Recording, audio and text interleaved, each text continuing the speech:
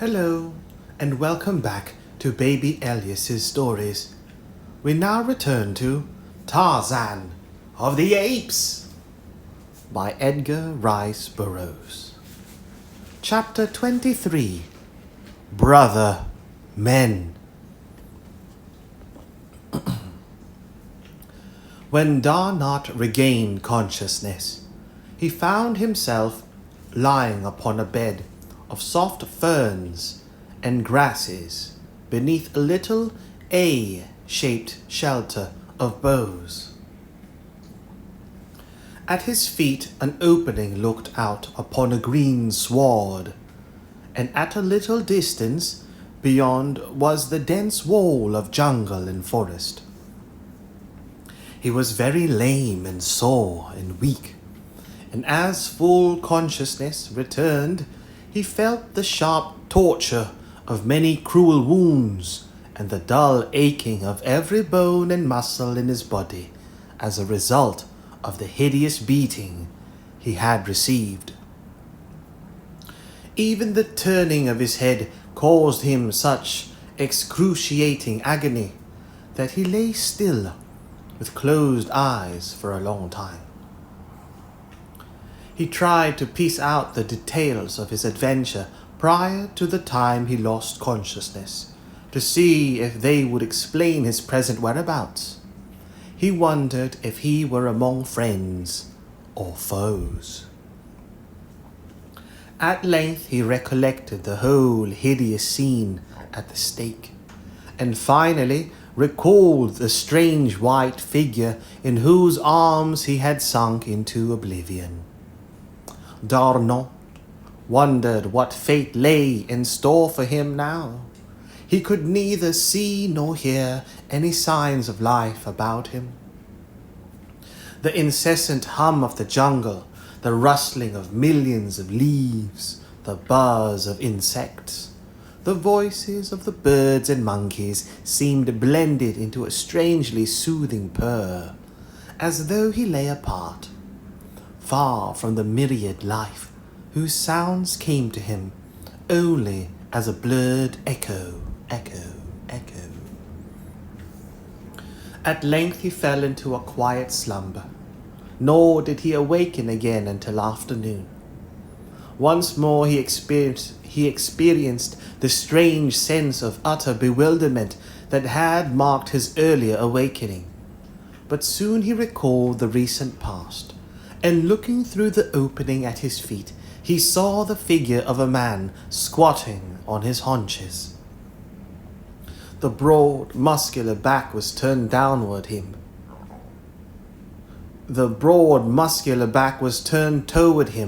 but tanned though it was, Darnot saw that it was the back of a white man, and he thanked God. The Frenchman called faintly. The man turned and, rising, came toward the shelter. His face was very handsome, the handsomest, thought Darnot, that he had ever seen. Stooping, he crawled into the shelter beside the wounded officer, and placed a cool hand upon his forehead. Darnot spoke to him in French, but the man only shook his head. Sadly, it seemed to the Frenchman. Then Darnot tried English, but still the man shook his head. Italian, Spanish, and German brought similar discouragement. Darnot knew a few words of Norwegian, Russian, Greek, and also had a smattering of the language of one of the West Coast Negro tribes. The man denied them all. After examining Darnot's wounds, the man left the shelter and disappeared. In half an hour he was back with fruit and a hollow gourd-like vegetable filled with water. Darnot drank and ate a little. He was surprised that he had no fever. Again he tried to converse with his strange nurse, but the attempt was useless. Suddenly the man hastened from the shelter, only to return a few minutes later with several pieces of bark and Wonder of wonders, a lead pencil. Squatting beside D'Arnaud, he wrote for a minute on the smooth inner surface of the bark. Then he handed it to the Frenchman. D'Arnaud was astonished to see, in plain print-like characters, a message in English. I am Tarzan of the Apes. Who are you? Can you read this language? D'Arnaud seized the pencil, then he stopped. This strange man wrote English. Evidently he was an Englishman. Yes, said D'Arnaud, I read English. I speak it also. Now we may talk. First, let me thank you for all that you have done for me. The man only shook his head and pointed to the pencil in the bark. Mon Dieu! Cried D'Arnaud. If you are English, why is it then that you cannot speak English? And then in a flash it came to him. The man was a mute, possibly a deaf mute. So D'Arnaud wrote a message on the bark in English. I am Paul D'Arnaud, Lieutenant in the Navy of France. I thank you for what you have done for me. You have saved my life, and all that I have is yours. May I ask how it is that one who writes English does not speak it? Tarzan's reply filled D'Arnaud with still greater wonder.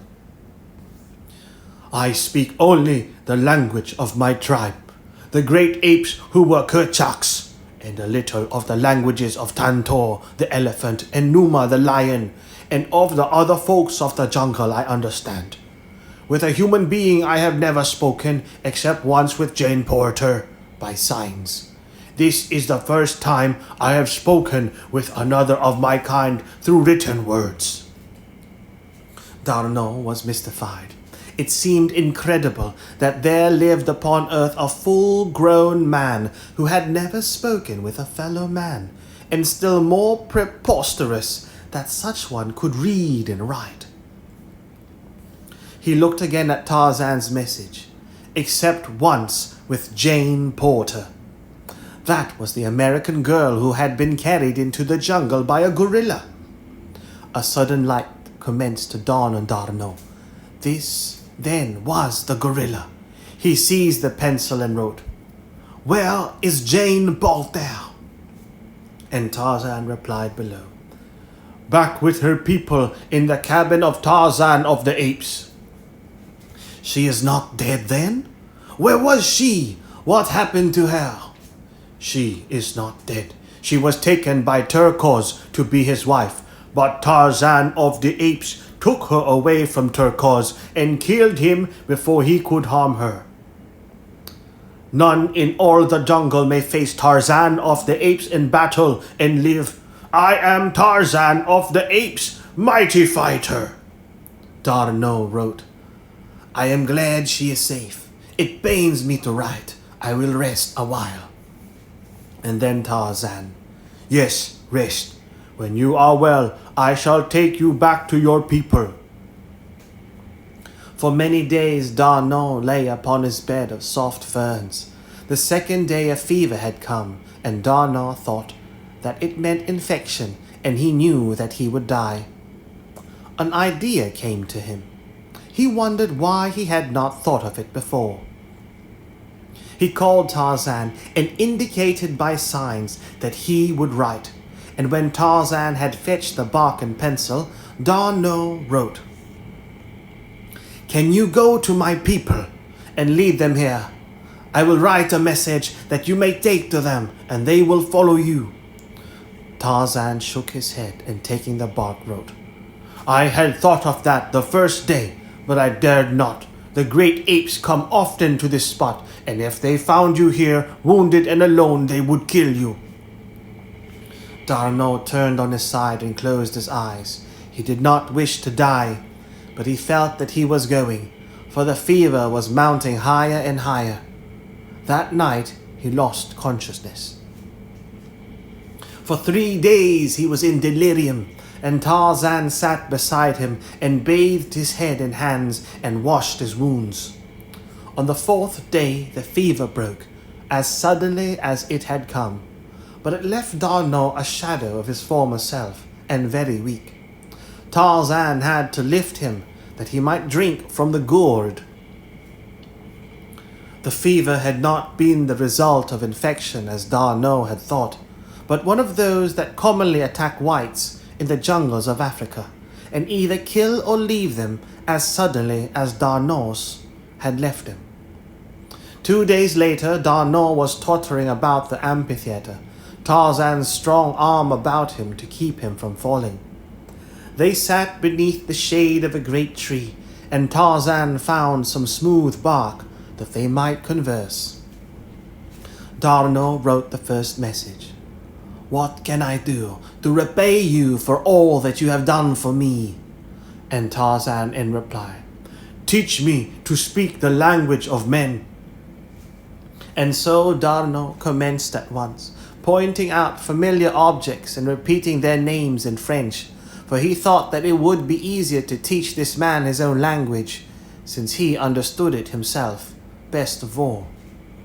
It meant nothing to Tarzan, of course, for he could not tell one language from another, so when he pointed to the word man, which he had printed upon a piece of bark, he learned from D'Arnaud that it was pronounced homme. And in the same way he was taught to pronounce ape, singe, and tree, arbre. He was a most eager student, and in 2 more days had mastered so much French that he could speak little sentences such as, "That is a tree, this is grass, I am hungry," and the like. But D'Arnaud found that it was difficult to teach him the French construction upon a foundation of English. The Frenchman wrote little lessons for him in English and had Tarzan repeat them in French, but as a literal translation was usually very poor, French Tarzan was often confused. But as literal translation was usually very poor French, Tarzan was often confused. D'Arnaud realized now that he had made a mistake, but it seemed too late to go back and do it all over again and force Tarzan to unlearn all that he had learned, especially as they were rapidly approaching a point where they would be able to converse. On the 3rd day after the fever broke, Tarzan wrote a message asking D'Arnaud if he felt strong enough to be carried back to the cabin. Tarzan was as anxious to go as D'Arnaud, for he longed to see Jane again. It had been hard for him to remain with the Frenchman all these days for that very reason, and that he had unselfishly done so spoke more glowingly of his nobility of character.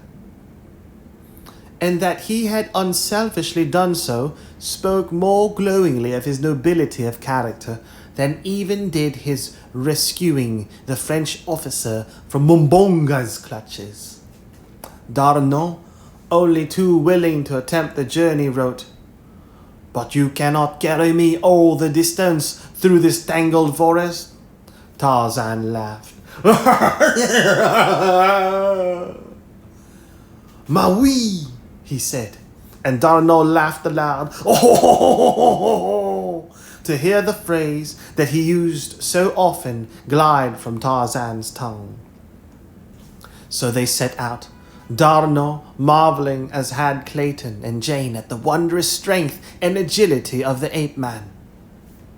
Mid-afternoon brought them to the clearing, and as Tarzan dropped to earth from the branches of the last tree, his heart leapt and bounded against his ribs in anticipation of seeing Jane so soon again.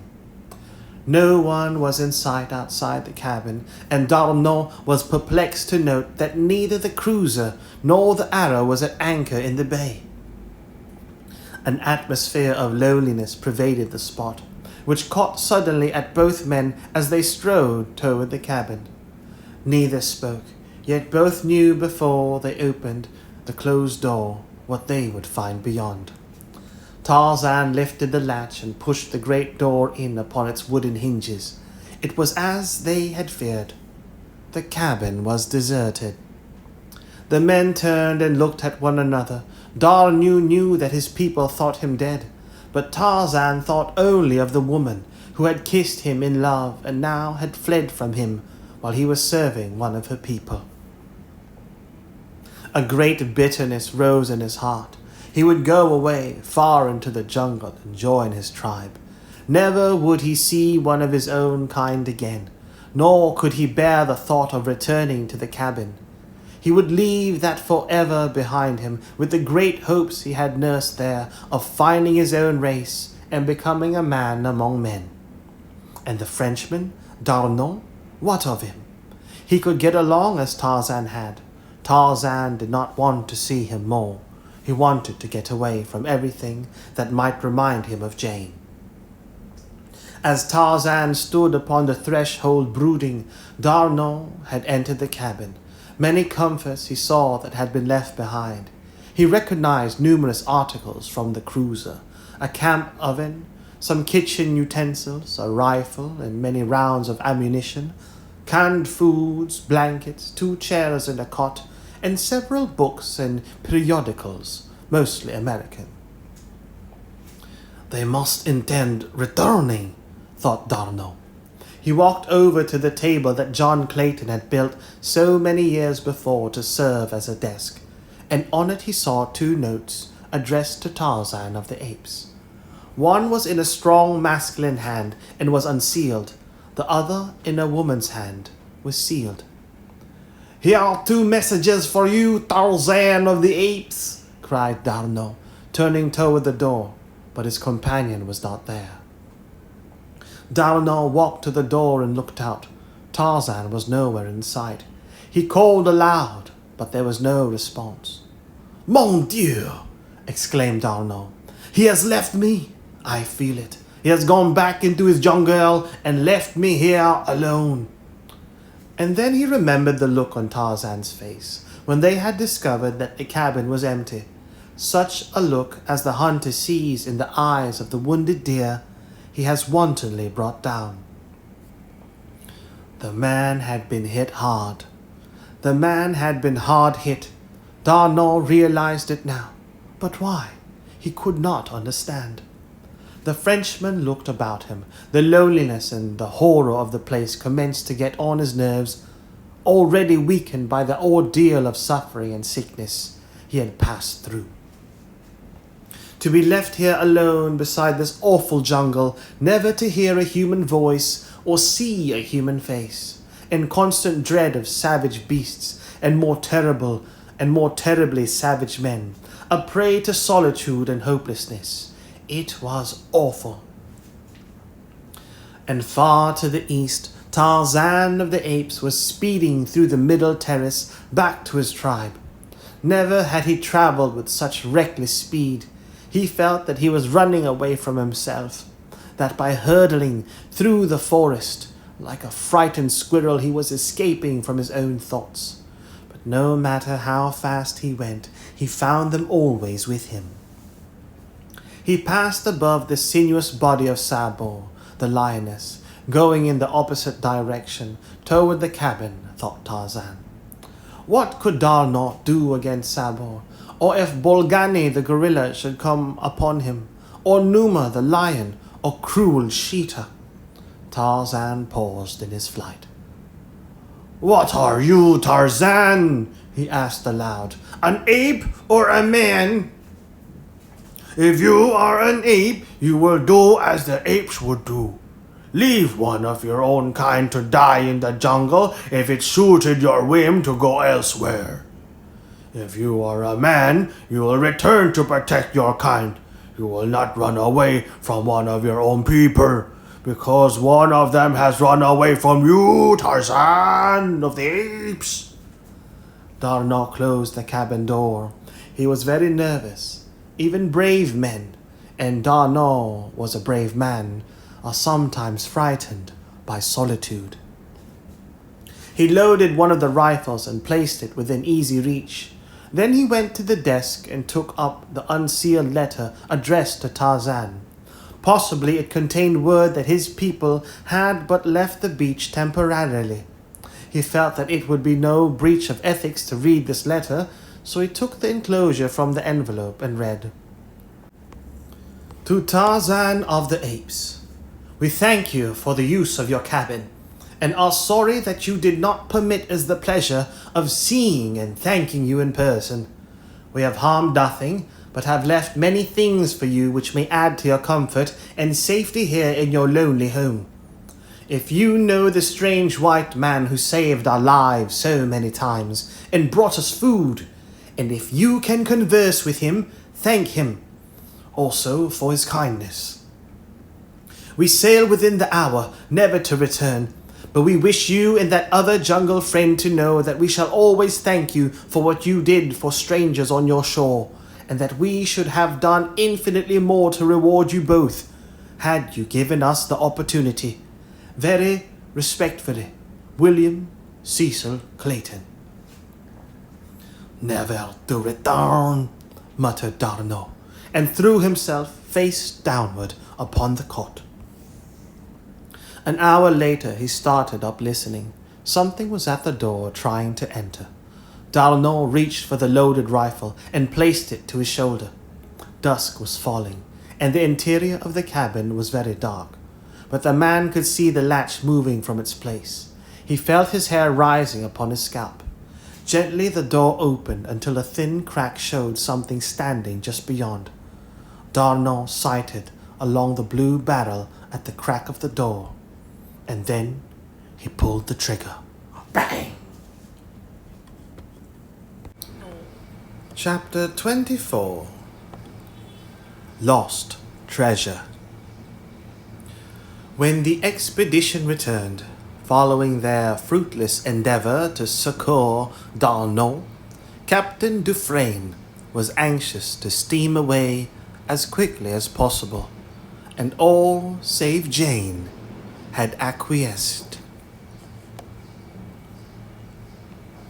Acquiesced. Acquiesce. Accept something without protest. Acquiesce. Permit. All save Jane had acquiesced. "No," she said determinedly. "I shall not go, nor should you, for there are two friends in that jungle who will come out of it some day expecting to find us awaiting them.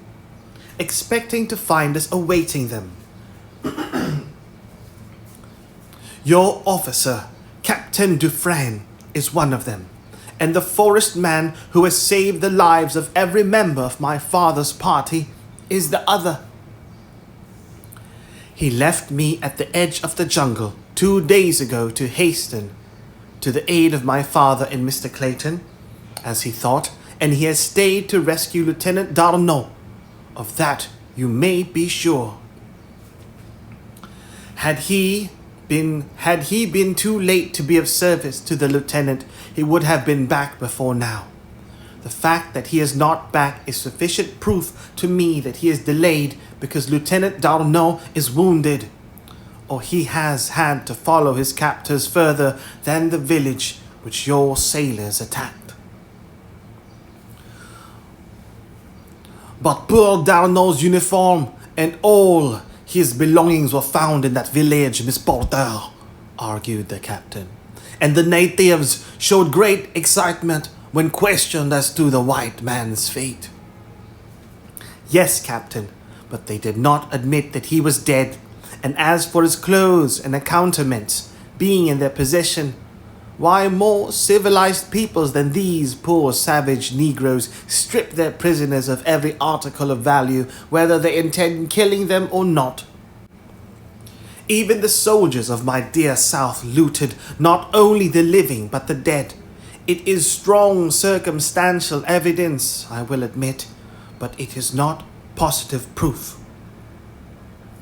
"Possibly your forest man himself was captured or killed by the savages," suggested Captain Dufresne. The girl laughed. "You do not know him," she replied, a little thrill of pride setting her nerves a-tingle at the thought that she spoke of her own. "I admit that he would be worth waiting for, this Superman of yours," laughed the captain.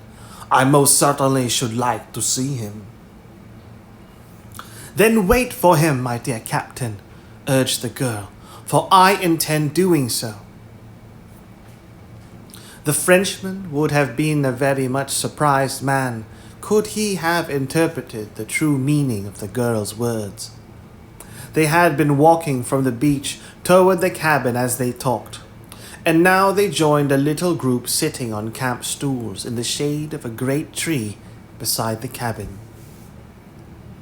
Professor Porter was there, and Mr. Philander and Clayton, with Lieutenant Carpentier and two of his brother officers, while Esmeralda hovered in the background, ever and anon venturing opinions and comments with the freedom of an old and much indulged family servant. The officers arose and saluted as their superior approached, and Clayton surrendered his camp stool to Jane. "We were just discussing poor Paul's fate," said Captain Dufresne. "Miss Porter insists that we have no absolute proof of his death, nor have we. And on the other hand, she maintains that the continued absence of your omnipotent jungle friend indicates that Darno is still in need of his services, either because he is wounded or still is a prisoner in a more distant native village." "It has been suggested," ventured Lieutenant Charpentier, "that the wild man may have been a member of the tribe of Blacks who attacked our party, that he was hastening to aid them, his own people." Jane shot a quick glance at Clayton. "It seems vastly more reasonable," said Professor Porter. "I do not agree with you," objected Mr. Philander. "He had ample opportunity to harm us himself, or to lead his people against us. Instead, during our long residence here, he has been uniformly consistent in his role of protector and provider." "That is true," interjected Clayton. "Yet we must not overlook the fact that except for himself, the only human beings within hundreds of miles are savage cannibals. He was armed precisely as they are. Which indicates that he has maintained relations of some nature with them, and the fact that he is but one against possibly thousands suggests that these relations could scarcely have been other than friendly." "It seems improbable, then, that he is not connected with them," remarked the captain. "Possibly a member of his tribe." "Otherwise," added another of the officers, "how could he have lived a sufficient length of time among the savage denizens of the jungle, brute and human, to have become proficient in woodcraft or in the use of African weapons?" "You are judging him according to your own standards, gentlemen," said Jane.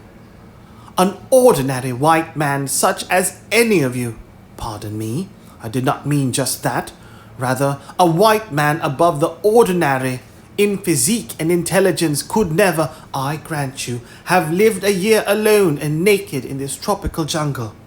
But this man not only surpasses the average white man in strength and agility, but as far transcends our trained athletes and strong men as they surpass a day-old babe, and his courage and ferocity in battle are those of the wild beast."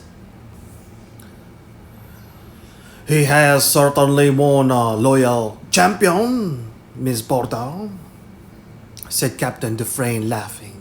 "I am sure that there be none of us here but would willingly face death 100 times in its most terrifying forms to deserve the tributes of one even half so loyal or so beautiful." "You would not wonder that I defend him," said the girl. "Could you have seen him as I saw him, battling in my behalf with that huge, hairy brute. Could you have seen him charge the monster as a bull might charge a grizzly, absolutely without sign of fear or hesitation, you would have believed him more the human. Could you have seen those mighty muscles knotting under the brown skin? Could you have seen them force back those awful fangs, you too would have thought him invincible. And could you have seen the chivalrous treatment which he accorded a strange girl of a strange race, you would feel the same absolute confidence in him that I feel. You have won your suit, my fair pleader, cried the captain. This court finds the defendant not guilty, and the cruiser shall wait a few days longer, that he may have an opportunity to come and thank the divine Portia. For the Lord's sake, honey, cried Esmeralda, you all don't mean to tell me that you're going to stay right here in this here land of carnivable animals? You all don't mean to tell me that you're going to stay right here in this here land of carnivable animals when you all got the opportunity to escape it on that boat? The opportunity to escapade on that boat? Don't you tell me that, honey. Why, Esmeralda, you should be ashamed of yourself, cried Jane. Is this any way to show your gratitude to the man who saved your life twice? Well, Miss Jane, that's all just as you say, but that there forest man never did save us to stay here. He done save us so we all could get away from here. I expect he'd be mighty peevish when he find we ain't got no more sense than to stay right here after he done give us the chance to get away. I hoped I'd never have to sleep in this here geological garden another night and listen to all them lonesome noises that come out of that jumble after dark. I don't blame you a bit, Esmeralda, said Clayton. And you certainly did hit it off right when you called them lonesome noises. I never have been able to find the right word for them, but that's it, don't you know? Lonesome noises. You and Esmeralda had better go and live on the cruiser, said Jane in fine scorn. What would you think if you had to live all of your life in that jungle as our forest man has done? I'm afraid I'd be a blooming bounder as a wild man, laughed Clayton ruefully. Those noises at night make the hair on my head bristle. I suppose that I should be ashamed to admit it, but it's the truth. I don't know about that, said Lieutenant Charpentier. I never thought much about fear and that sort of thing. Never tried to determine whether I was a coward or brave man. But the other night, as we lay in the jungle, there after poor Darno was taken, and those jungle noises rose and fell around us, I began to think that I was a coward indeed. It was not the roaring and growling of the beasts that affected me so much as it was the stealthy noises, the ones that you heard suddenly close by and they listened vainly for a repetition of, the unaccountable sounds as of a great body moving almost noiselessly. And the knowledge that you didn't know how close it was or whether it were creeping closer after you ceased to hear it. It was those noises in the eyes. Mon Dieu! I shall see them in the dark forever. The eyes that you see and those that you don't see. But feel, they are the worst. All was silent for a moment, and then Jane spoke. And he is out there, she said in an awe-hushed whisper. Those eyes will be glaring at him tonight, and at your comrade, Lieutenant Darno. Can you leave them, gentlemen, without at least rendering them the passive succor which remaining here a few days longer might ensure them. Tut, tut, child, said Professor Porter. Captain Dufresne is willing to remain, and for my part I am perfectly willing, as I always have been, to humour your childish whims. We can utilize the morrow in recovering the chest, Professor, suggested Mr. Philander. Quite so, Mr. Philander. I had almost forgotten the treasure, exclaimed Professor Porter. Possibly we can borrow some men from Captain Dufresne to assist us, and one of the prisoners to point out the location of the chest. Most assuredly, my dear Professor. We are all yours to command, said the captain. And so it was arranged that on the next day Lieutenant Charpentier was to take a detail of 10 men and one of the mutineers of the Arrow as a guide and unearth the treasure, and that the cruiser would remain for a full week in the little harbour. At the end of that time it was to be assumed that Darnand was truly dead, and that the forest man would not return while they remained. Then the 2 vessels were to leave with all the party. Professor Porter did not accompany the treasure seekers on the following day, but when he saw them returning empty-handed toward noon, he hastened forward to meet them. His usual preoccupied indifference entirely vanished, and in its place a nervous and excited manner. "Where is the treasure?" he cried to Clayton, while yet 100 feet separated them. Clayton shook his head. "Gone," he said, as he neared the professor. "Gone? It cannot be. Who could have taken it?" cried Professor Porter. "God only knows, Professor," replied Clayton. "We might have thought the fellow who guided us was lying about the location, but his surprise and consternation on finding no chest beneath the body of the murdered Snipes were too real to be feigned. And then our spades showed us that something had been buried beneath the corpse, for a hole had been there, and it had been filled with loose earth." But who could have taken it?" repeated Professor Porter.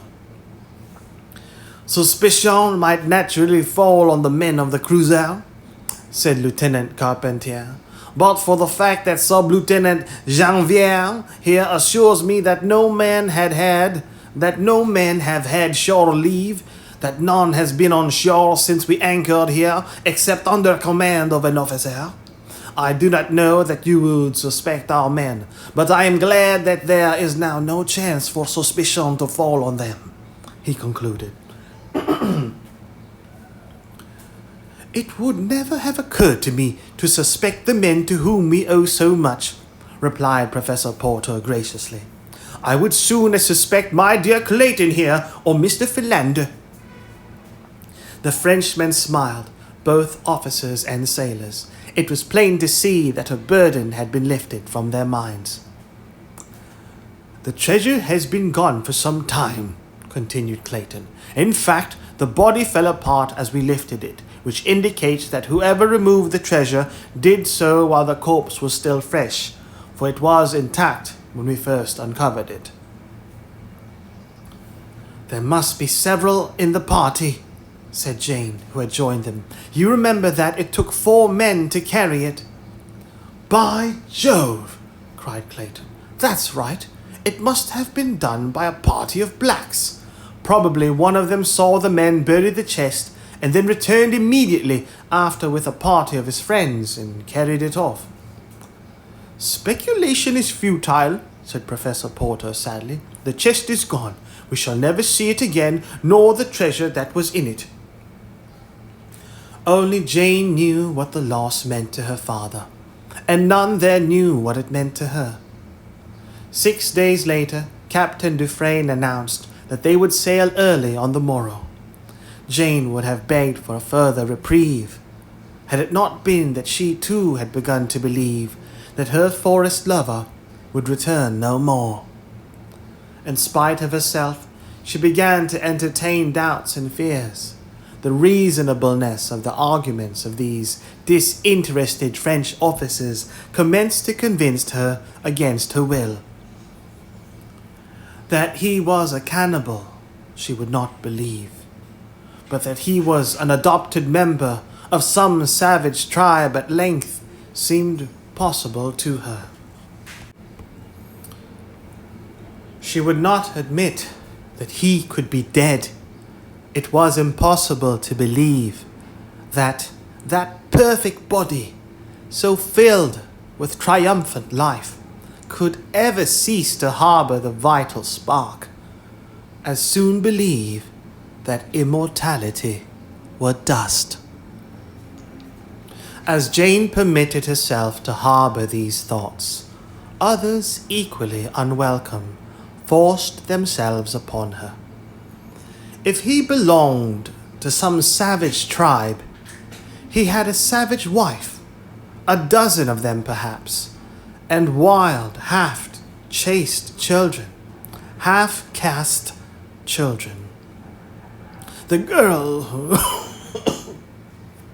girl shuddered, and when they told her that the cruiser would sail on the morrow, she was almost glad.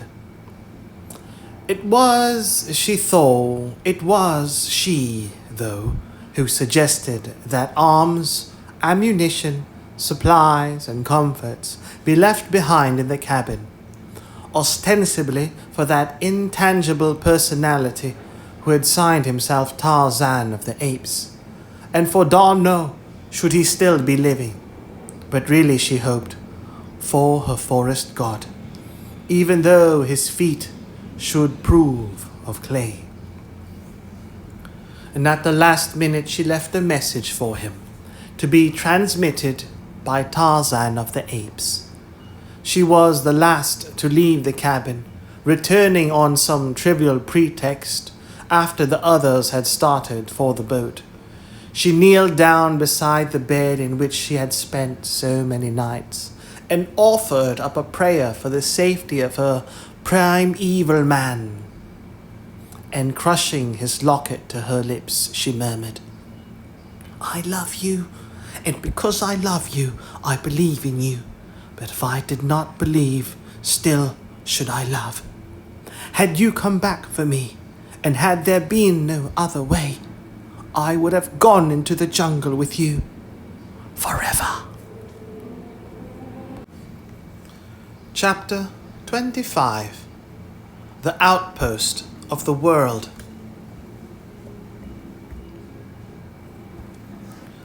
With the report of his gun, D'Arnaud saw the door fly open, and the figure of a man pitch headlong within onto the cabin floor. The Frenchman, in his panic, raised his gun to fire again into the prostrate form. But suddenly, in the half-dusk of the open door, he saw that the man was white, and in another instant realized that he had shot his friend and protector, Tarzan of the Apes. With a cry of anguish, "Allez!" D'Arnaud sprang to the ape-man's side and, kneeling, lifted the latter's head in his arms, calling Tarzan's name aloud. There was no response, and then D'Arnaud placed his ear above the man's heart. To his joy, he heard its steady beating beneath. Carefully, he lifted Tarzan to the cot, and then, after closing and bolting the door, he lighted one of the lamps and examined the wound. The bullet had struck a glancing blow upon the skull. There was an ugly flesh wound, but no signs of a fracture of the skull. D'Arnaud breathed a sigh of relief and went about bathing the blood from Tarzan's face. Soon the cool water revived him, and presently he opened his eyes to look in questioning surprise at D'Arnaud. The latter had bound the wound with pieces of cloth, and as he saw that Tarzan had regained consciousness, he arose and, going to the table, wrote a message, which he handed to the ape-man, explaining the terrible mistake he had made and how thankful he was that the wound was not more serious. Tarzan, after reading the message, sat on the edge of the couch and laughed. "It is nothing," he said in French, and then, his vocabulary failing him, he wrote, "You should have seen what Bolgani did to me, and Kerchak and Turcos before I killed them. Then you would laugh at such a little scratch."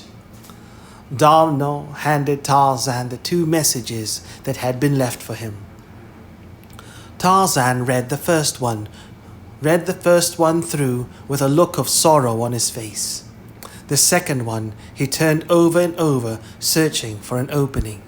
He had never seen a sealed envelope before. At length he handed it to D'Arnaud. The Frenchman had been watching him and knew that Tarzan was puzzled over the envelope. How strange it seemed that to a full-grown white man an envelope was a mystery. D'Arnaud opened it and handed the letter back to Tarzan. Sitting on a camp stool, the ape man spread the written sheet before him and read, "To Tarzan of the Apes. Before I leave, let me add my thanks to those of Mr. Clayton for the kindness you have shown in permitting us the use of your cabin. That you never came to make friends with us has been a great regret to us. We should have liked so much to have seen and thanked our host. There is another I should like to thank also, but he did not come back, though I cannot believe that he is dead. I do not know his name. He is the great white giant who wore the diamond locket upon his breast. If you know him and can speak his language, carry my thanks to him and tell him that I waited 7 days for him to return. Tell him also that in my home in America, in the city of Baltimore, there will always be a welcome for him if he cares to come. I found a note you wrote me lying among the leaves beneath a tree near the cabin. I do not know how you learned to love me, who have never spoken to me, and I am very sorry if it is true, for I have already given my heart to another. But know that I am always your friend, Jane Porter." Tarzan sat with gaze fixed upon the floor for nearly an hour. It was evident to him from the notes that they did not know that he and Tarzan of the Apes were one and the same. "I have given my heart to another?" he repeated over and over again to himself. Then she did not love him. How could she have pretended love and raised him to such a pinnacle of hope, only to cast him down to such utter depths of despair? Maybe her kisses were only signs of friendship. How did he know? Who knew nothing of the customs of human beings? Suddenly he arose, and bidding D'Arnaud good night, as he had learned to do, threw himself upon the couch of ferns that had been Jane Porter's. D'Arnaud extinguished the lamp and lay down upon the cot. For a week they did little but rest, D'Arnaud coaching Tarzan in French. At the end of that time the 2 men could converse quite easily. One night, as they were sitting within the cabin before retiring, Tarzan turned to D'Arnaud. "Where is America?" he said. D'Arnaud pointed toward the northwest. "Many thousands of miles across the ocean," he replied. "Why?" "I am going there." D'Arnaud shook his head. "It is impossible, my friend," he said. Tarzan rose, and going to one of the cupboards, returned with a well-thumbed geography. Turning to a map of the world, he said, "I have never quite understood all this. Explain it to me, please." When D'Arnaud had done so, showing him that the blue represented all the water on the earth, and the bits of other colors the continents and islands, Tarzan asked him to point out the spot where they now were. D'Arnaud did so. "Now point out America," said Tarzan. And as D'Arnot placed his finger upon North America, Tarzan smiled and laid his palm upon the page, spanning the great ocean that lay between the two continents. "You see, it is not so very far," he said, "scarce the width of my hand." D'Arnot laughed. How could he make the man understand? He took a pencil and made a tiny point upon the shore of Africa. "This little mark," he said, "is many times larger upon this map than your cabin is upon the earth. Do you see how very far it is?" Tarzan thought for a long time. "Do any white men live in Africa?" he asked. "Yes. Where are the nearest?" D'Arnot pointed out a spot on the shore just north of them. "So close?" asked Tarzan in surprise. "Yes," said D'Arnot, "but it is not close." "They have big boats to cross the ocean?" "Yes." "We shall go there tomorrow," announced Tarzan. Again D'Arnot smiled and shook his head. "It is too far. We should die long before we reach them." "Do you wish to stay here then forever?" asked Tarzan. "No," said D'Arnot. "Then we shall start tomorrow. I do not like it here longer. I should rather die than remain here." "Well," answered D'Arnot with a shrug, "I do not know, my friend, but that I also would rather die than remain here. If you go, I shall go with you." "It is settled then," said Tarzan. "I shall start for America tomorrow." "How will you get to America without money?" asked D'Arnot. "What is money?" inquired Tarzan. It took a long time to make him understand, even imperfectly. "How do men get money?" he asked at last. "They work for it." "Very well, I will work for it then." "No, my friend," returned D'Arnot. "You need not worry about money, nor need you work for it. I have enough money for 2, enough for 20, much more than is good for one man, and you shall have all you need if ever we reach civilization." So the following day they started north along the shore, each man carrying a rifle and ammunition, beside bedding and some food and cooking utensils. The latter seemed to Tarzan a most useless encumbrance, so he threw it away. "But you must learn to eat cooked food, my friend," remonstrated D'Arnot. "No civilized men eat raw flesh." "There will be time enough when I reach civilization," said Tarzan. "I do not like the things, and they only spoil the taste of good meat." For a month they traveled north, sometimes finding food in plenty and again going hungry for days. They saw no signs of natives, nor were they molested by wild beasts. Their journey was a miracle of ease. Tarzan asked questions and learned rapidly. D'Arnot taught him many of the refinements of civilization, even to the use of knife and fork. But sometimes Tarzan would drop them in disgust and grasp his food in his strong brown hands, tearing it with his molars like a wild beast. Then D'Arnot would expostulate with him, saying, "You must not eat like a brute, Tarzan. Well, I am trying to make a gentleman of you. Mon Dieu, gentlemen do not thus. It is terrible." Tarzan would grin sheepishly and pick up his knife and fork again. But at heart, he hated them. On the journey, he told D'Arnot about the great chest he had seen the sailors bury, of how he had dug it up and carried it to the gathering place of the apes and buried it there. "It must be the treasure chest of Professor Porter," said D'Arnot.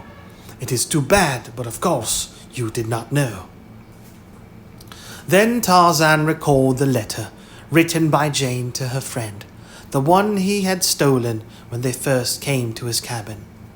And now he knew what was in the chest and what it meant to Jane.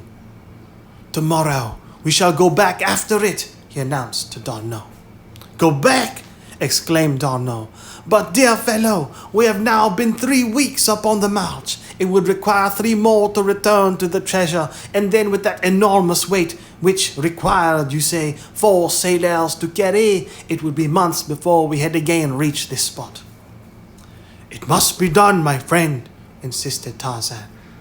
You may go on toward civilization, and I will return for the treasure. I can go very much faster alone. I have a better plan, Tarzan, exclaimed Darnell. We shall go on together to the nearest settlement, and there we will charter a boat and sail back down the coast for the treasure, and so transport it easily. That will be safer and quicker, and also not require us to be separated. What do you think of that plan? Very well, said Tarzan. The treasure will be there whenever we go for it. And while I could fetch it now and catch up with you in a moon or 2, I shall feel safer for you to know that you are not alone on the trail. When I see how helpless you are, Darnell, I often wonder how the human race has escaped annihilation all these ages which you tell me about. Why, Sabor, single-handed, could exterminate 1,000 of you. Darnell laughed. You will think more highly of your genus when you have seen its armies and navies, its great cities, and its mighty engineering works. Then you will realize that it is mind and not muscle that makes the human animal greater than the mighty beasts of your jungle. Alone and unarmed, a single man is no match for any of the large beasts. But if 10 men were together, they would combine their wits and their muscles against their savage enemies, while the beasts, being unable to reason, would never think of combining against the men. Otherwise, Tarzan of the Apes, how long would you have lasted in the savage wilderness? You are right, Darnell, replied Tarzan. For if Kerchak had come to Tublat's aid that night at the Dum-Dum, there would have been an end of me. But Kerchak could never think far enough ahead to take advantage of any such opportunity. Even Kala, my mother, could never plan ahead.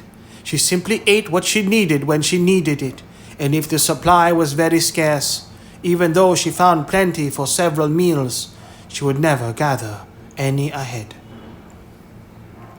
I remember that she used to think it very silly of me to burden myself with extra food upon the march, though she was quite glad to eat it with me, if the way changed to be barren of sustenance. Then you knew your mother, Tarzan? Asked Darnell in surprise.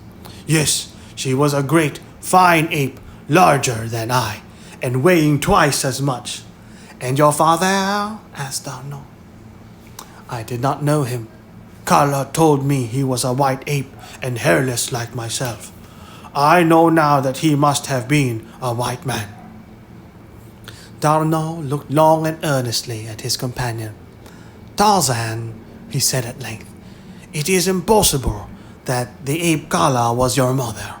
If such a thing can be, which I doubt, you would have inherited some of the characteristics of the ape.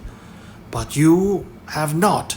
You are pure man, and I should say the offspring of highly bred and intelligent parents. Have you not the slightest clue to your past? Not the slightest, replied Tarzan. No writings in the cabin that might have told something of the lives of its original inmates? I have read everything that was in the cabin, with the exception of one book which I now know to be written in a language other than English. Possibly you can read it. Tarzan fished the little black diary from the bottom of his quiver and handed it to his companion. Darnell glanced at the title page. It's the diary of John Clayton, Lord Greystoke, an English nobleman, and it is written in French, he said. Then he proceeded to read the diary that had been written over 20 years before, and which recorded the details of the story which we already know. The story of adventure, hardships, the sorrow of John Clayton and his wife Alice from the day they left England until an hour before he was struck down by Kerchak. D'Arnaud read aloud. At times his voice broke, and he was forced to stop reading for the pitiful hopelessness that spoke between the lines. Occasionally he glanced at Tarzan, but the ape-man sat upon his haunches like a carven image, his eyes fixed upon the ground. Only when the little babe was mentioned did the tone of the diary alter from the habitual note of despair which had crept into it by degrees after the first 2 months upon the shore. Then the passages were tinged with a subdued happiness that was even sadder than the rest. One entry showed an almost hopeful spirit. Today, our little boy is 6 months old. He is sitting in Alice's lap beside the table where I am writing. A happy, healthy, perfect child. Somehow, even against all reason, I seem to see him a grown man taking his father's place in the world, the second John Clayton, and bringing added honors to the house of Greystoke. There, as though to give my prophecy the weight of his endorsement, he has grabbed my pen in his chubby fists, and with his ink-begrimed little fingers.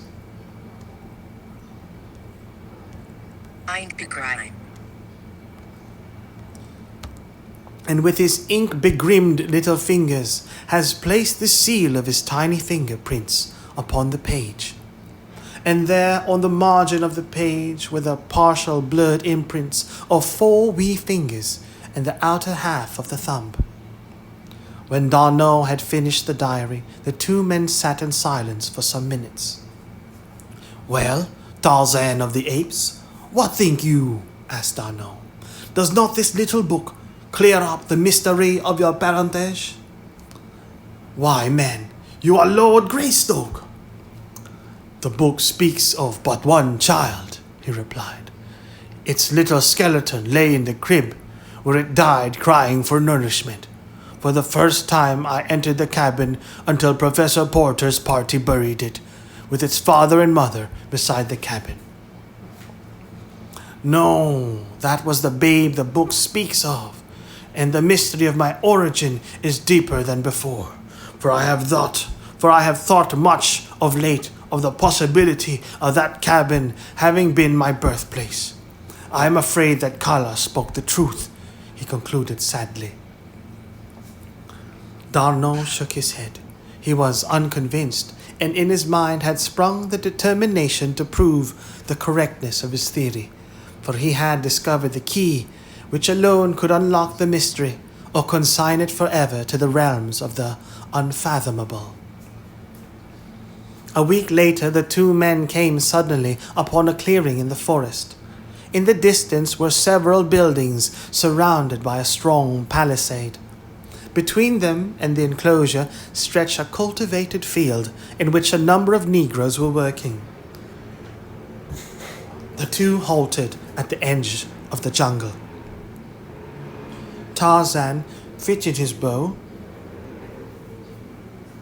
Tarzan fitted his bow with a poisoned arrow, but D'Arnaud placed a hand upon his arm. "What would you do, Tarzan?" he asked. "They will try to kill us if they see us," replied Tarzan. "I prefer to be the killer." "Maybe they are friends," suggested D'Arnaud. "They are black," was Tarzan's only reply. And again he drew back his shaft. "You must not, Tarzan!" cried D'Arnaud. "White men do not kill wantonly." "Mon Dieu, but you have much to learn." "I pity the ruffian who crosses you, my wild man, when I take you to Paris. I will have my hands full keeping your neck from beneath the guillotine." Tarzan lowered his bow and smiled. "I do not know why I should kill the blacks back there in my jungle, yet not kill them here. Suppose Numa the lion should spring out upon us. Should I say then, I presume, good morning, Monsieur Numa. How is Madame Numa, eh? Wait until the blacks spring up on you, replied D'Arnot. Then you may kill them. Do not assume that men are your enemies until they prove it. Come, said Tarzan, let us go and present ourselves to be killed. And he started straight across the field, his head high held and the tropical sun beating upon his smooth brown skin. Behind him came D'Arnot, clothed in some garments which had been discarded at the cabin by Clayton, when the officers of the French cruiser had fitted him out in more presentable fashion. Presently, one of the blacks looked up, and beholding Tarzan, turned, shrieking toward the palisade. In an instant the air was filled with cries of terror from the fleeing gardeners. But before any had reached the palisade, a white man emerged from the enclosure, rifle in hand, to discover the cause of the commotion.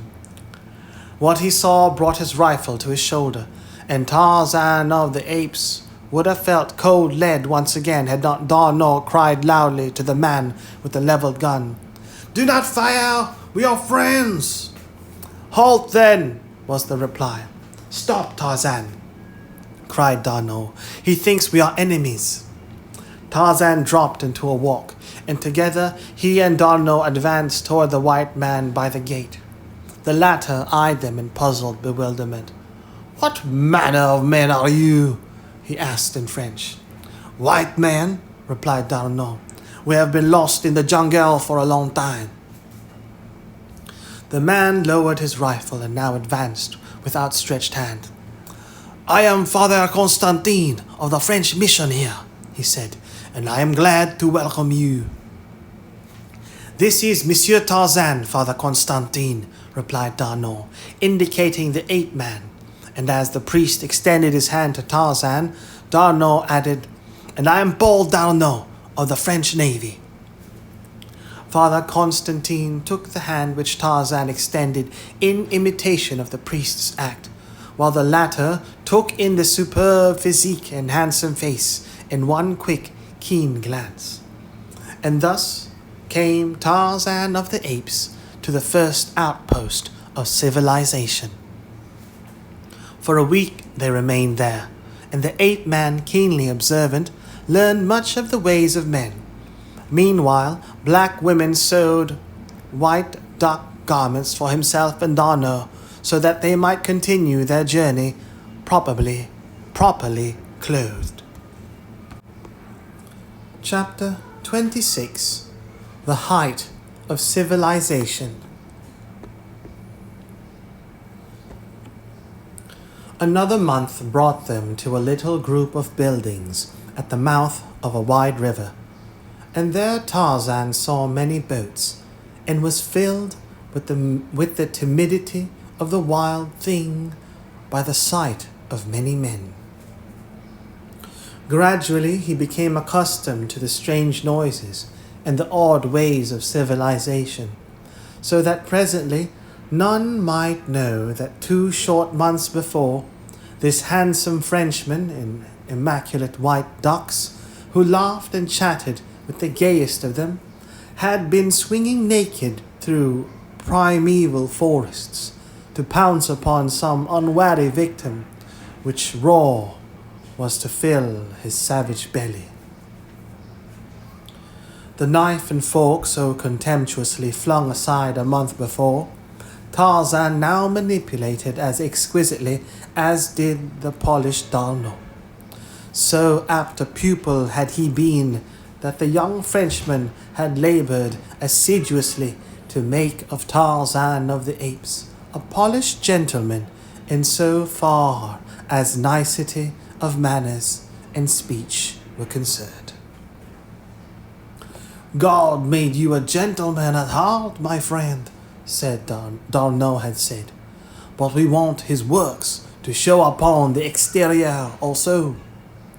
As soon as they had reached the little port, D'Arnot had cabled his government of his safety, and requested a 3 months' leave, which had been granted.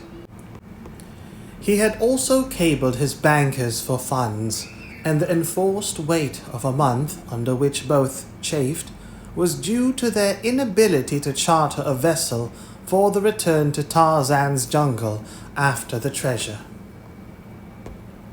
During their stay at the coast town, Monsieur Tarzan became the wonder of both whites and blacks because of several occurrences, which to Tarzan seemed the merriest of nothings. Once a huge black, crazed by drink, had run amok and terrorized the town, until his evil star had led him to where the black-haired French giant lolled upon the veranda of the hotel. Mounting the broad steps with brandished knife, the Negro made straight for a party of 4 men sitting at a table sipping the inevitable absinthe. Shouting in alarm, the 4 took to their heels, and then the black spied Tarzan. With a roar, he charged the ape-man, while 100 heads peered from sheltering windows and doorways to witness the butchering of the poor Frenchman by the giant black. Tarzan met the rush with the fighting smile that the joy of battle always brought to his lips. As the Negro closed upon him, steel muscles gripped the black wrist of the uplifted knife hand, and a single swift wrench left the hand dangling below a broken bone. With the pain and surprise, the madness left the black man, and as Tarzan dropped back into his chair, the fellow turned, crying with agony, and dashed wildly toward the native village. On another occasion, as Tarzan and D'Arnaud sat at dinner with a number of other whites, the talk fell upon lions and lion hunting. Opinion was divided as to the bravery of the king of beasts, some maintaining that he was an arrant coward, but all agreeing that it was with a feeling of greater security that they gripped their express rifles when the monarch of the jungle roared about a camp at night. D'Arnaud and Tarzan had agreed that his past be kept secret, and so none other than the French officer knew of the ape-man's familiarity with the beasts of the jungle. "Monsieur Tarzan has not expressed himself," said one of the party. "A man of his prowess, who has spent some time in Africa, as I understand Monsieur Tarzan has, must have had experiences with lions, yes?" "Some," replied Tarzan dryly, "enough to know that each of you are right in your judgment of the characteristics of the lion you have met. But one might as well judge all blacks by the fellow who ran amok last week, or decide that all whites are cowards because one has met a cowardly white. There is as much individuality among the lower orders, gentlemen, as there is among ourselves. Today we may go out and stumble upon a lion which is over timid. He runs away from us. Tomorrow we may meet his uncle or his twin brother, and our friends wonder why we do not return from the jungle. For myself, I always assume that a lion is ferocious, and so I am never caught off my guard." "There would be little pleasure in hunting," retorted the first speaker, "if one is afraid of the thing he hunts." D'Arnaud smiled. "Tarzan, afraid?" "I do not exactly understand what you mean by fear," said Tarzan. "Like lions, fear is a different thing in different men. But to me, the only pleasure in the hunt is the knowledge that the hunted thing has power to harm me as much as I have to harm him.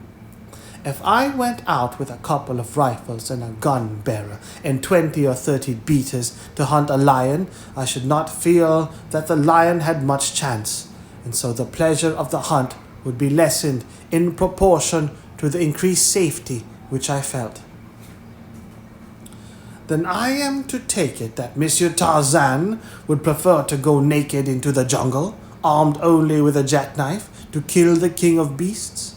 laughed the other, good-naturedly, but with the merest touch of sarcasm in his tone. "And a piece of rope," added Tarzan. And just then the deep roar of a lion sounded from the distant jungle, as though to challenge whoever dared enter the lists with him. "There is your opportunity, Monsieur Tarzan," bantered the Frenchman. "I am not hungry," said Tarzan simply. The men laughed, all but D'Arnot.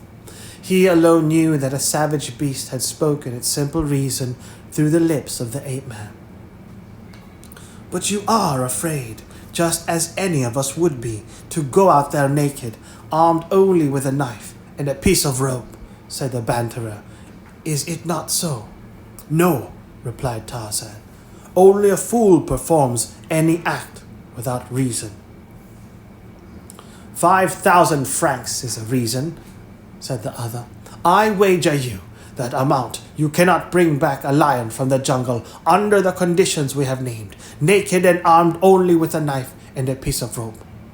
Tarzan glanced toward D'Arnot and nodded his head. "Make it 10,000, said D'Arnot. "Done," replied the other. Tarzan arose. "I shall have to leave my clothes at the edge of the settlement, so that if I do not return before daylight, I shall have something to wear through the streets." "You are not going now?" exclaimed the wagerer. "At night?" "Why not?" asked Tarzan. "Numa walks abroad at night. It will be easier to find him." "No," said the other. "I do not want your blood upon my hands. I will be foolhardy enough if you go forth by day." "I shall go now," replied Tarzan, and went to his room for his knife and rope. The men accompanied him to the edge of the jungle, where he left his clothes in a small storehouse. But when he would have entered the blackness of the undergrowth, they tried to dissuade him, and the wager was most insistent of all that he abandon his foolhardy venture. "I will see that you have won," he said, "and the 10,000 francs are yours if you will but give up this foolish attempt, which can only end in your death." Tarzan laughed, and in another moment the jungle had swallowed him. The men stood silent for some moments, and then slowly turned and walked back to the hotel veranda. Tarzan had no sooner entered the jungle than he took to the trees, and it was with a feeling of exultant freedom that he swung once more through the forest branches. This was life. Ah, how he loved it! Civilization held nothing like this in its narrow and circumscribed sphere, hemmed in by restrictions and conventionalities. Even clothes were a hindrance and a nuisance. At last he was free.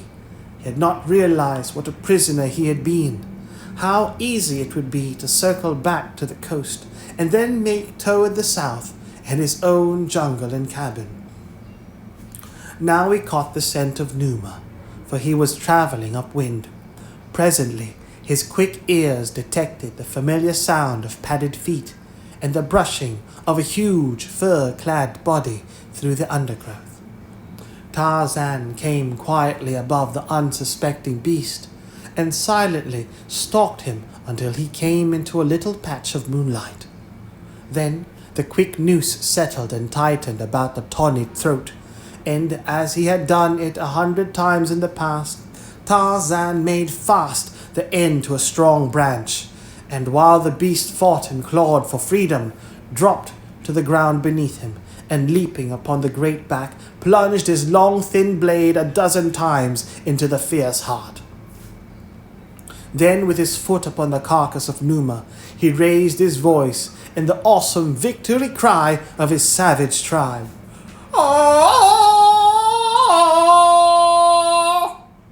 For a moment, Tarzan stood irresolute, swayed by conflicting emotions of loyalty to D'Arnot and a mighty lust for the freedom of his own jungle. At last, the vision of a beautiful face and the memory of warm lips crushed to his dissolved, the fascinating picture he had been drawing of his own life. The ape-man threw the warm carcass of Numa across his shoulders and took to the trees once more. The men upon the veranda had sat for an hour, almost in silence. They had tried ineffectually to converse on various subjects, and always the thing uppermost in the mind of each had caused the conversation to lapse. "Mon Dieu," said the wagerer at length. "I can endure it no longer. I am going into the jungle with my express and bring back that madman." "I will go with you," said one. "And I, and I, and I," chorused the others.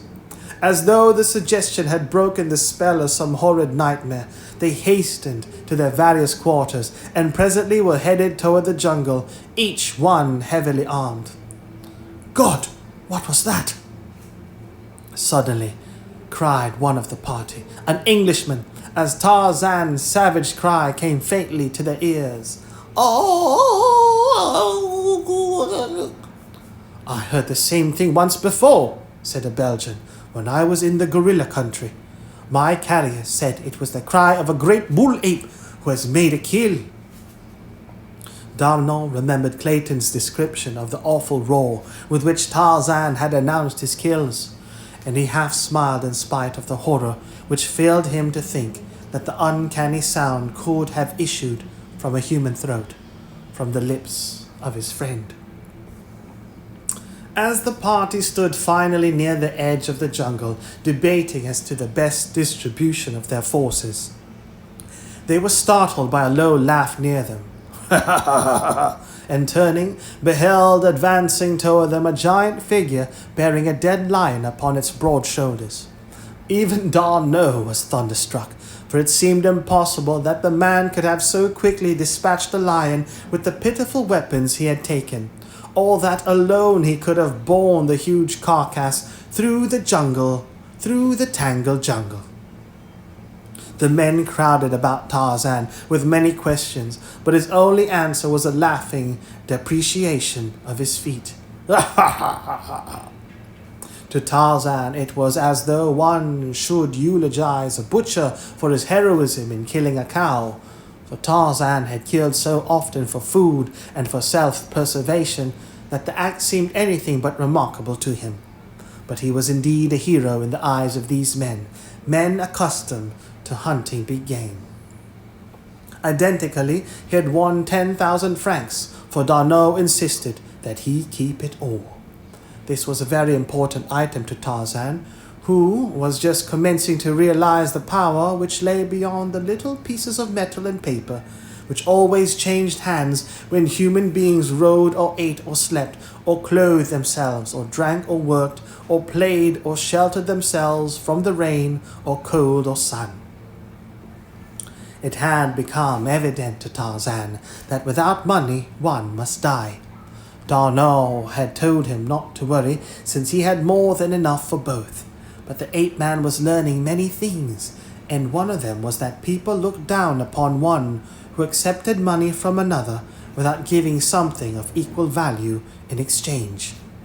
Shortly after the episode of the lion hunt, D'Arnot succeeded in chartering an ancient tub for the coast-wise trip to Tarzan's landlocked harbor.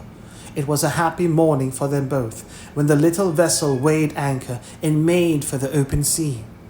The trip to the beach was uneventful, and the morning after they dropped anchor before the cabin, Tarzan, garbed once more in his jungle regalia, and carrying a spade, set out alone for the amphitheater of the apes, where lay the treasure.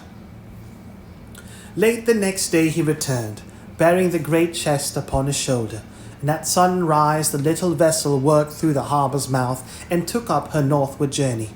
3 weeks later, Tarzan and D'Arnot were passengers on board a French steamer bound for Lyons. And after a few days in that city, D'Arnot took Tarzan to Paris.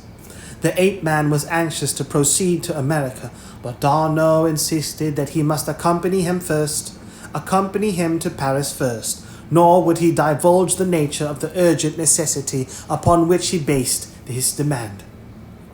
One of the first things which D'Arnot accomplished after their arrival was to arrange to visit a high official of the police department, an old friend, and to take Tarzan with him. Adroitly,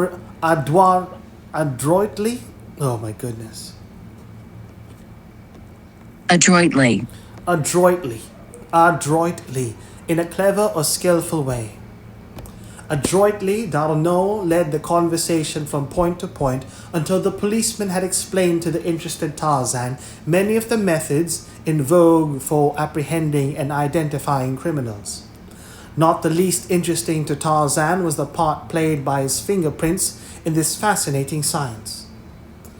"But of what value are these imprints?" asked Tarzan, "when after a few years the lines upon the fingers are entirely changed by the wearing out of the old tissue and the growth of new?" "The lines never change," replied the official, "from infancy to senility. The fingers of an individual change only in size, except as injuries alter the loops and whorls. But if imprints have been taken of the thumb and forefingers of both hands, one must needs lose all entirely to escape identification." "It is marvelous," exclaimed Darno. "I wonder what the lines upon my fingers may resemble." "We can soon see," replied the police officer, and ringing a bell he summoned an assistant to whom he issued a few directions. The man left the room, but presently returned with a little hard-wood box, which he placed on his superior's desk.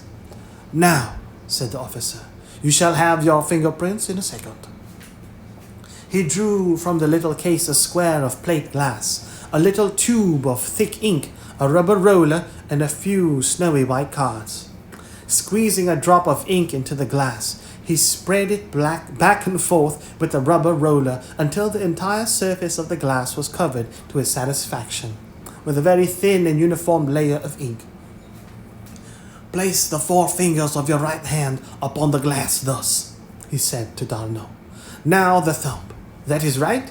Now place them in just the same position under this card. Here. No, a little to the right. We must leave room for the thumb and the fingers of the left hand. There, that is it. Now the same with the left. Come, Tarzan," cried Darno. "Let's see what your whirs look like."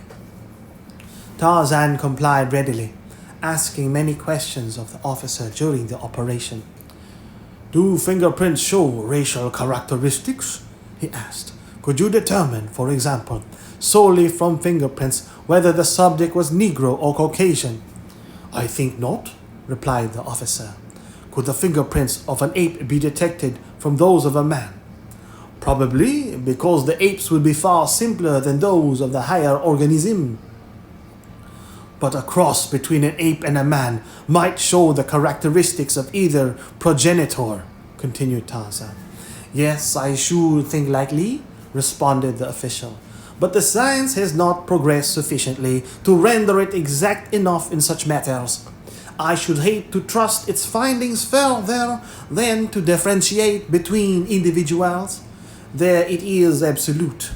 No two people born into the world probably have ever had identical lines upon all their digits.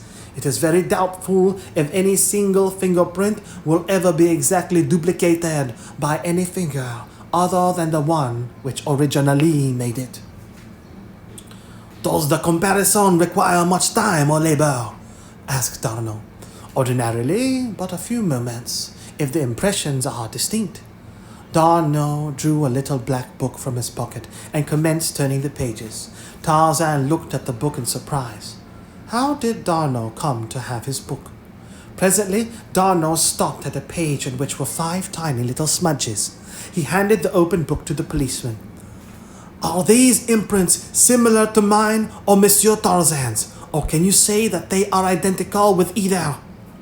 The officer drew a powerful glass from his desk and examined all 3 specimens carefully, making notations meanwhile upon a pad of paper. Tarzan realized now what was the meaning of their visit to the police officer. The answer to his life's riddle lay in these tiny marks. With tense nerves he sat leaning forward in his chair, but suddenly he relaxed and dropped back smiling. Darno looked at him in surprise. "You forget that for 20 years the dead body of the child who made those fingerprints lay in the cabin of his father, and that all my life I have seen it lying there," said Tarzan bitterly. The policeman looked up in astonishment. "Go ahead, Captain, with your examination," said Darno. "We will tell you the story later, provided Monsieur Tarzan is agreeable." Tarzan nodded his head. But you are mad, my dear D'Arnot, he insisted. Those little fingers are buried on the west coast of Africa. I do not know as to that, Tarzan, replied D'Arnot. It is possible, but if you are not the son of John Clayton, then how in heaven's name did you come into the God-forsaken jungle where no white man other than John Clayton has ever set foot? You forget Kala, said Tarzan. I do not even consider her, replied D'Arnot. The friends had walked to the broad window overlooking the boulevard as they talked. For some time they stood there, gazing out upon the busy throng beneath, each wrapped in his own thoughts. It takes some time to compare fingerprints, thought D'Arnot, turning to look at the police officer. To his astonishment, he saw the officer leaning back in his chair, hastily scanning the contents of the little black diary. D'Arnot coughed. The policeman looked up, and catching his eye, raised his finger to admonish silence. D'Arnot turned back to the window, and presently the officer spoke. Gentlemen, he said. Both turned toward him. There is evidently a great deal at stake, which must hinge to a greater or lesser extent upon the absolute correctness of this comparison. I therefore ask that you leave the entire matter in my hands until Monsieur Desquerque, our expert, returns. It will be but a matter of a few days. I had hoped to know at once, said D'Arnot. Monsieur Tarzan sails for America tomorrow. I will promise that you can cable him a report within 2 weeks, replied the officer. But what it will be I dare not say. There are resemblances, yet, well, we had better leave it for Monsieur Desquerque to solve.